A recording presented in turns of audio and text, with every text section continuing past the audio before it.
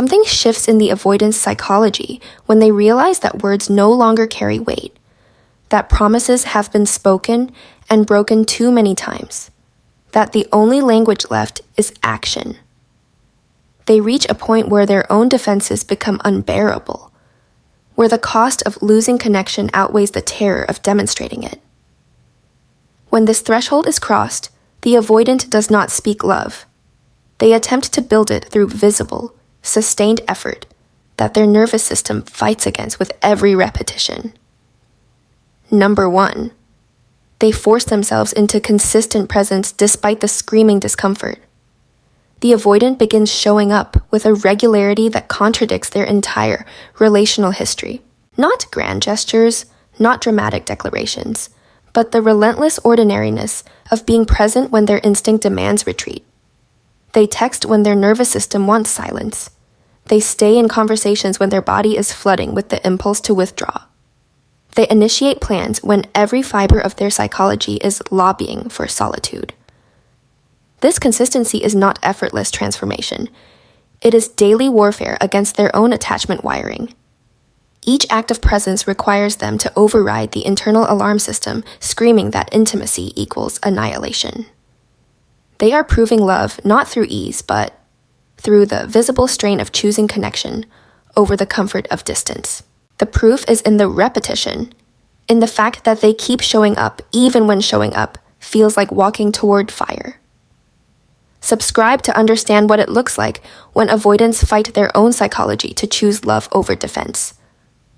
Number 2, they demonstrate vulnerability in small, deliberate disclosures. The avoidant begins offering pieces of their internal world they have spent their entire life protecting. Not all at once, not in overwhelming confession, but in measured revelations that cost them everything to produce. They admit when they are struggling instead of disappearing into self-sufficiency. They name their fear instead of converting it into coldness. They acknowledge their patterns instead of deflecting responsibility onto circumstance. Each disclosure is evidence they are willing to be seen in their brokenness, willing to risk the rejection they have always believed authentic exposure would guarantee. The vulnerability is proof because it represents the exact thing their defenses were constructed to prevent, being known completely and remaining anyway. They are not performing openness. They are dismantling the fortress brick by brick in full view, trusting that the person witnessing the demolition will not use their exposed wounds as weapons. Number 3, they choose repair over retreat when conflict surfaces.